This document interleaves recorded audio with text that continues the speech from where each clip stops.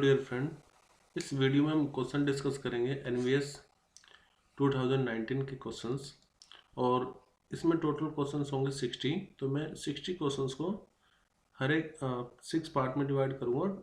हर video में 10 question होंगे। तो स्टार्ट करते हैं फर्स्ट क्वेश्चन से। फर्स्ट क्वेश्चन है the induce EMF of a conductor is. जो ईएमएफ होता है, मान लीजिए कोई कंडक्टर है और वो किसी मैग्नेटिक फील्ड में रखा हुआ है। तो अगर ये मैग्नेटिक फील्ड में रखा होगा और इसके थ्रू अगर फ्लक्स चेंज हो रहा है तो ईएमएफ होता है minus d phi upon d t. Flux यहाँ पर होता है मैग्नेटिक फ्लक्स। तो एक्चुअली जो मैग्नेटिक फ्लक्स टाइम के रिस्पेक्ट में किस तरह से चेंज हो रहा है, मतलब उसका रेट क्या है चेंज होने का, उसी को ईएमएफ बोलते हैं। तो इनमें से सही आंसर कौन सा होगा? Induce EMF of a conductor is directly proportional to rate of change of flux. तो देखो यही फॉर्मूला तो है, d phi upon d t पर डिपेंड करता है डायरेक्टली। सेकेंड है इट इज नॉट इनवर्सली और डायरेक्टली। देखो ऐसा नहीं है, directly proportional to the total flux. देखो टोटल फ्लक्स पर डायरेक्टली डिपेंड नहीं करता, उसके रेट पर डिपेंड करता है कि उसका रेट कैसे चेंज हो रहा हो।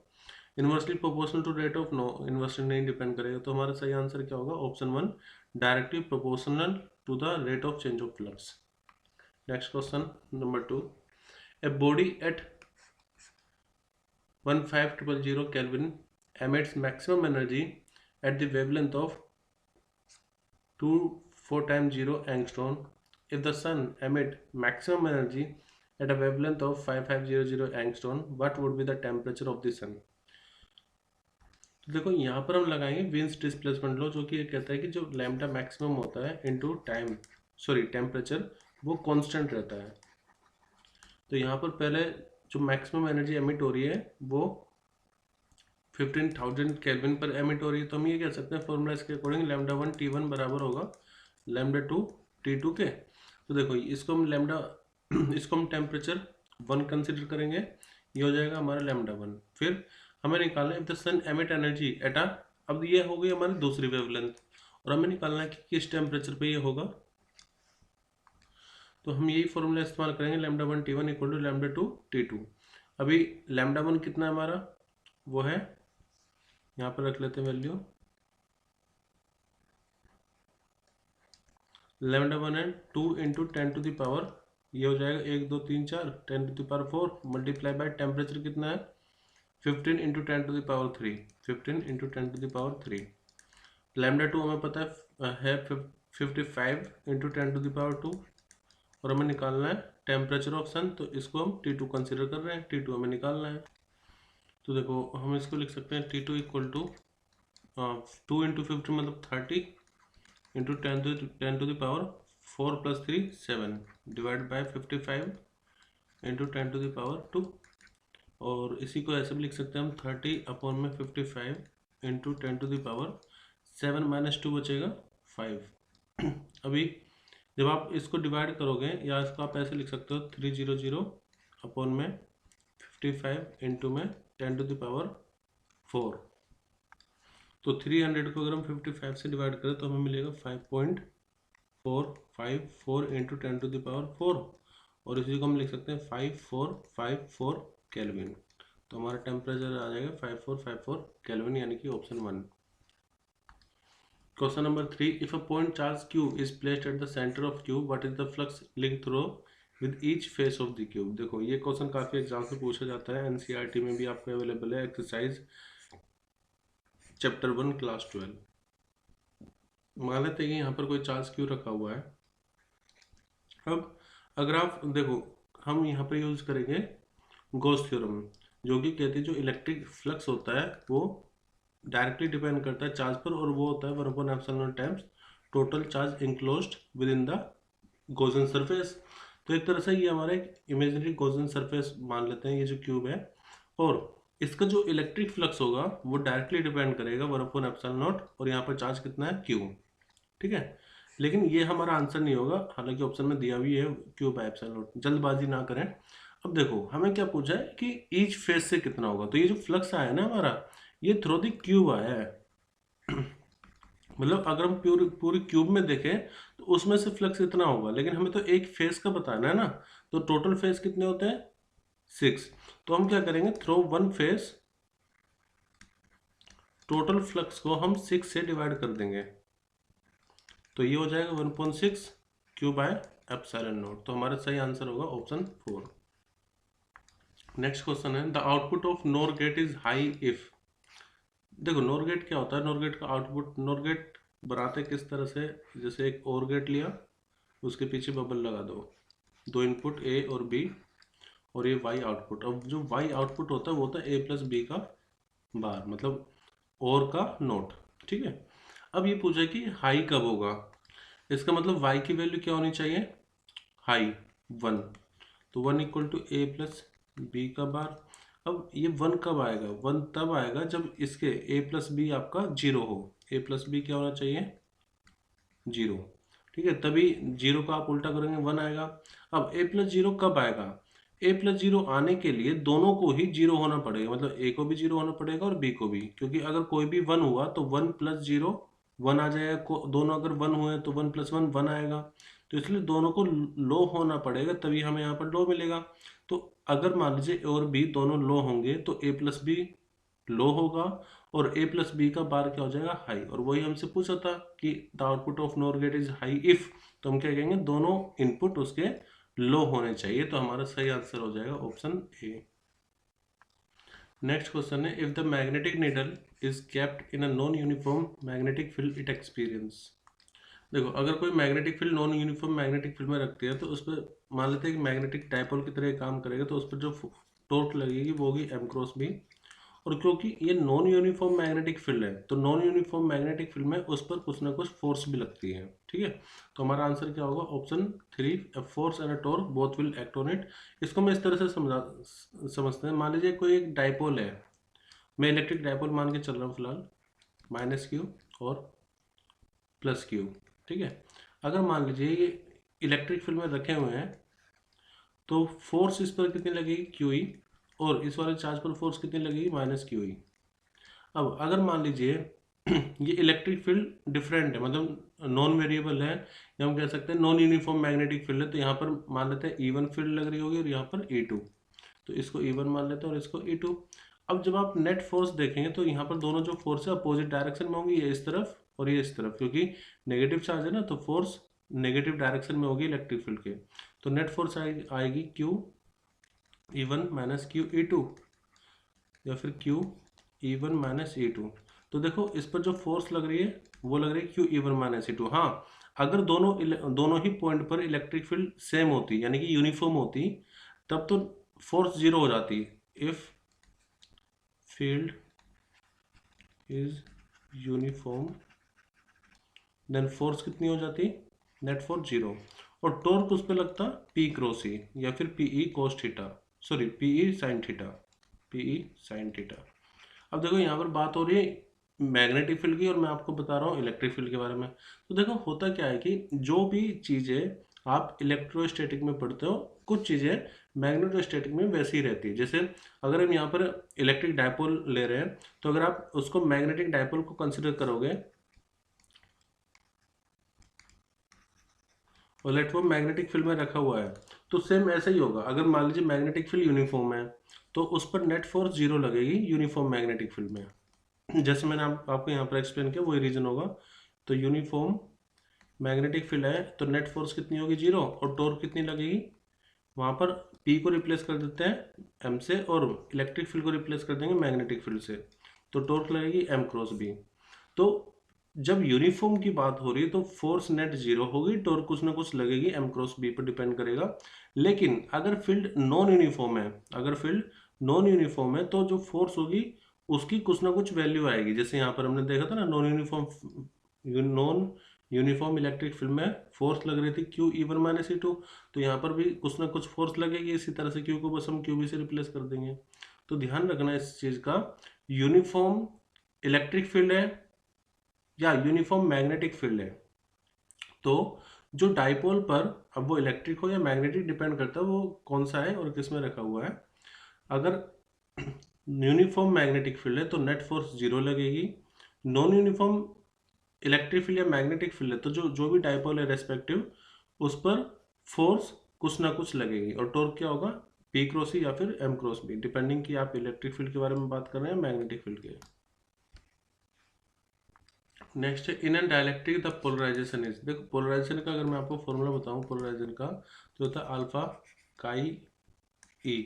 मतलब जो पोलराइजेशन है वो ससेप्टिबिलिटी पे डिपेंड करता है, इलेक्ट्रिक फील्ड पे डिपेंड करता है। अल्फा यहाँ पर एक कांस्टेंट है, so we can say that polarization is directly proportional to electric field. अब आप ऑप्शन देखो, पूछा in dielectric polarization is and मतलब जो पोलराइजेशन है वो किस पर डिपेंड करता है, exponentially on the function of electric field, तो एक्सपोनेंशियली तो नहीं करता। नॉट ऑन लीनियर स्क्वायर और एक्सपोनेंशियल, मतलब किसी भी तरह से डिपेंड नहीं कर रहा है। स्क्वायर फंक्शन ऑफ, क्या स्क्वायर पर डिपेंड करता है, नहीं। हाँ linear function of electric field पर डिपेंड कर रहा है, जैसे मैंने आपको बताया डायरेक्टली डिपेंड कर रहा है, तो इसको हम क्या बोलेंगे, a linear function of the applied electric field. तो सही आंसर हो जाएगा हमारा ऑप्शन 4। नेक्स्ट है पी को किसके बराबर होता है। तो देखो अगर मैं मिली की बात करूं तो मिली में 10⁻³ आएगा, माइक्रो में आएगा 10⁻�6, फिर उसके बाद नैनो, तो नैनो में आता है 10⁻⁹, उसके बाद पी को में आता है 10⁻12। तो हमें तो पी को पूछा है, तो हमारा सही आंसर हो जाएगा ऑप्शन 1 10⁻12। अगर फेम्टो होता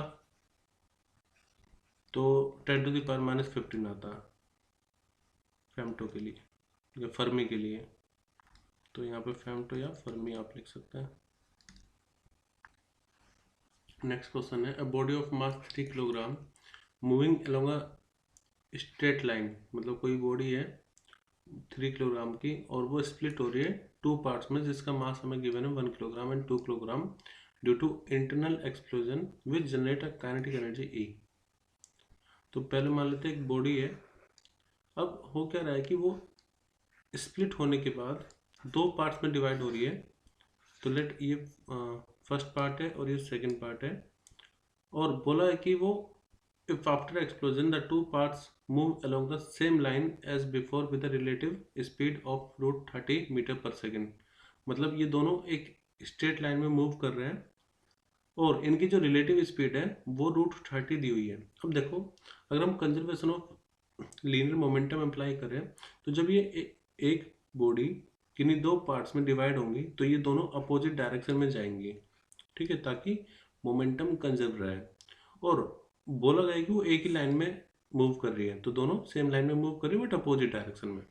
तो मैं मान लेता हूँ इसकी स्पीड v1 है और इसकी स्पीड v2 है, तो इनकी जो रिलेटिव स्पीड है वो हमें √30 गिवन है। अब रिलेटिव स्पीड का मतलब ये हुआ कि अगर मैं इनकी रिलेटिव स्पीड देखूँ तो v1 माइनस, और देखो किसी एक को आपको माइनस लेना पड़ेगा, आप किसी को भी ले सकते हो, बात सेम ही रहेगी। इसको v2 ले लेते हैं माइनस डायरेक्शन में क्योंकि अपोजिट डायरेक्शन में है, तो ये किसके बराबर होगा, √30 के, यानी कि दोनों की जो स्पीड आएगी v1 प्लस v2 वो किसके बराबर होगी, √30 के।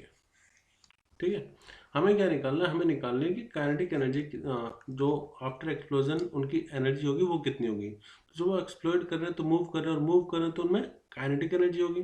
तो मुझे क्या चाहिए, ई चाहिए, और ई किसके बराबर होगा, 1/2 m1 v1 का स्क्वायर प्लस 1/2 m2 v2 का स्क्वायर। तो देखो मास तो हमें पता है लेकिन इनकी ईच की वेलोसिटी नहीं पता, तो वो वेलोसिटी हम फाइंड करेंगे।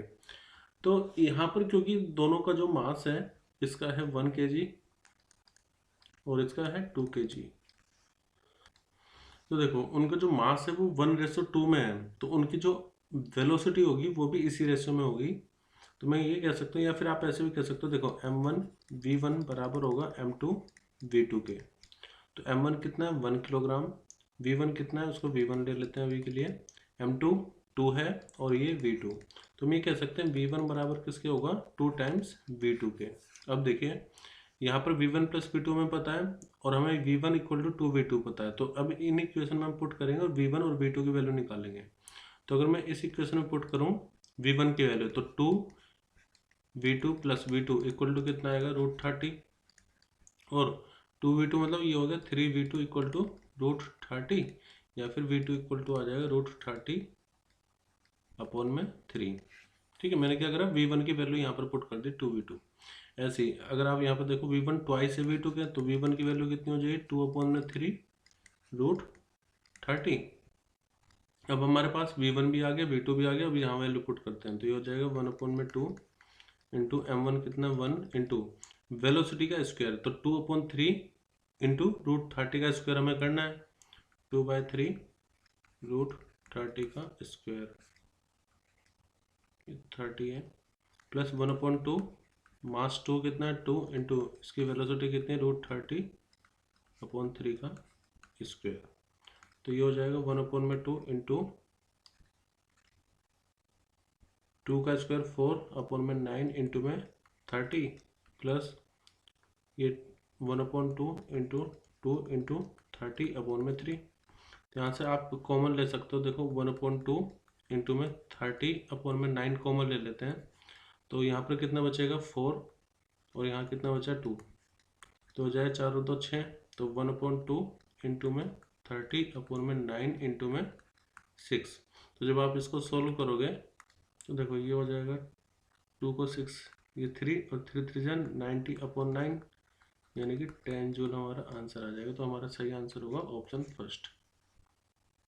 Question number 9, a step up transformer with an ratio 1:8 turns ratio has 60 Hz frequency 120 volt across primary.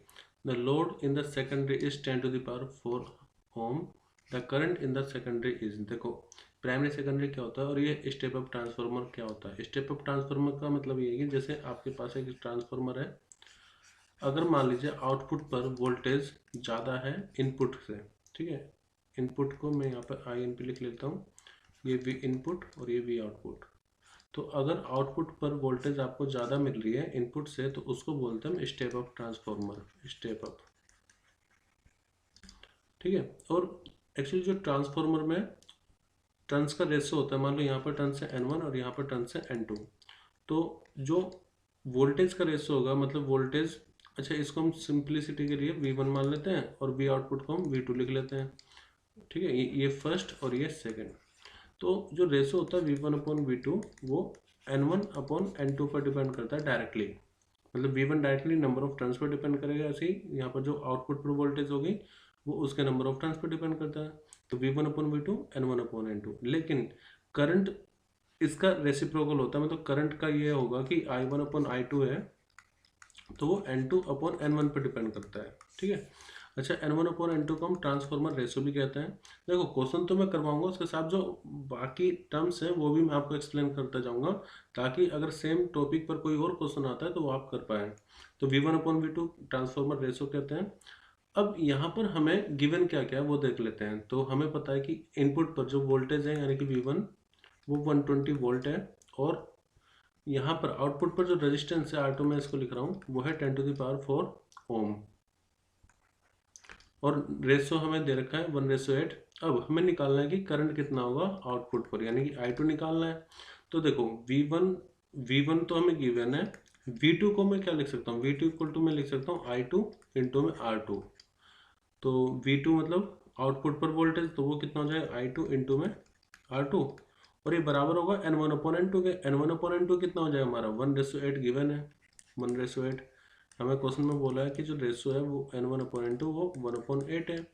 अब यहाँ से फायदा ये होगा कि देखो आपको V1 भी पता है, R2 भी पता है 10⁴ है, तो I2 निकल जाए जो हमें चाहिए। तो V1 में R2 इंटू में 8 इक्वल टू क्या हो जाएगा I2 में निकालना है। V1 कितना है हमारे पास 120, R2 है 10⁴ इंटू में 8 I2, तो इसी को आप लिख सकते हैं I2 की वैल्यू आएगी 12 इंटू 8 96, तो 960 में 10⁴ मतलब 1 2 3 4। अब देखो यहाँ से 1 0 से 1 0 कैंसिल हो गया, तो 96 इंटू 10⁻³ आ गया एम्पियर में। लेकिन अगर सभी ऑप्शन को देखो तो मिली एम्पियर में दिया हुआ है, तो इसको आप लिख सकते हैं 96 मिली एम्पियर। तो हमारा सही आंसर होगा ऑप्शन 4। क्वेश्चन नंबर 10, हमारे पास दो बबल है P एंड Q, और इनका डायमीटर आपको गिवन है 6 and D सेंटीमीटर, और ये दोनों कोलिसिस हो रहे हैं। They have a one portion as a common surface of radius of curvature. अब जो यहाँ पर हमें नया बबल मिल रहा है उसका रेडियस ऑफ कर्वेचर यानी कि उसका रेडियस 12 सेंटीमीटर गिवन है। तो आपको ये बताना है कि डी की वैल्यू क्या होगी।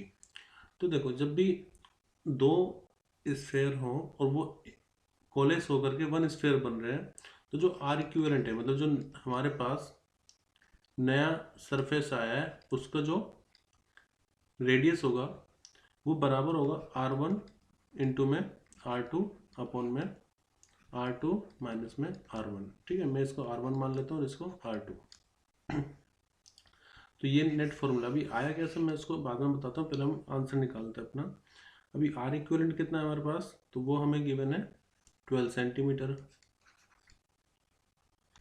अब देखो ये डायमीटर हमें दे रखा है D1। अब R1 कितना हो जाएगा, इसका आधा यानी कि 3, और यहाँ पर R2 मतलब R2 को मैं R कंसिडर कर रहा हूँ, तो हम R निकालेंगे बाद में उसको डबल कर देंगे डायमीटर निकालने के लिए। डायमीटर क्या होता है 2R, तो हो गया 12 इक्वल टू R1 कितना है 3 इंटू में इसको भी मैं R लिख रहा हूँ अपॉन में ये हो जाएगा, ये R2 लिख लेते हैं और ये R2 माइनस 3। तो जब आप इस इक्वेशन को R2 के लिए सोल्व करोगे तो R2 की वैल्यू आएगी हमारे पास 4 सेंटीमीटर, क्योंकि हमें डायमीटर चाहिए तो हम क्या करेंगे 2 टाइम्स 4 यानी कि 8 सेंटीमीटर। तो हमारा आंसर आएगा सेकंड ऑप्शन। अभी आया कैसे, ये फॉर्मूला कैसे बना है उसको मैं आपको एक्सप्लेन कर देता हूँ। देखो जैसे ये शुरुआत में एक स्फीयर रहा होगा तो इसका जो प्रेशर होगा एक्सिस प्रेशर वो रहा होगा 4S अपॉन में R1, और इसका प्रेशर रहा होगा 4, इसको P1 मान लेते हैं, इसको P2, इसका 4S अपॉन में R2। और यहाँ पर जो हमारे पास इक्विवेलेंट मतलब एक स्फीयर मिला है उसका प्रेशर 4S अपॉन में R इक्विवेलेंट मान के चलते हैं इसको। अब जब दोनों ये सरफेस कोलेस हो रहे हैं तो हम ये कह सकते हैं जो P1 माइनस P2 का डिफरेंस होगा वो P इक्विवेलेंट के बराबर होगा, मतलब इनका प्रेशर एक्सेस प्रेशर डिफरेंस बराबर होगा इक्विवेलेंट के। तो P1 माइनस P2 मतलब 4S अपॉन में R1 माइनस 4S अपॉन में R2 इक्वल टू आ जाएगा 4S अपॉन में R इक्विवेलेंट, जिसको आप लिख सकते हैं 4S से तो कैंसिल आउट होगा। देखो सरफेस टेंशन सेम रहेगी अगर ये दोनों मिलकर के एक नया स्फीयर बन रहा है, तो ये हो जाएगा 1/R1 minus 1/R2 equal to 1/R equivalent. जब आप एलसीएम लिखोगे तो ये हो जाएगा R2 माइनस R1 अपॉन में R1 इंटू में R2 equal to 1/R equivalent. तो R इक्विवेलेंट कितना आ जाएगा हमारा R1 इंटू R2 अपॉन में R2 माइनस R1। तो ये थे हमारे NBS PGT फिजिक्स 2019 के शुरुआत के 10 क्वेश्चन। नेक्स्ट वीडियो में हम क्वेश्चन 11 से 20 डिस्कस करेंगे।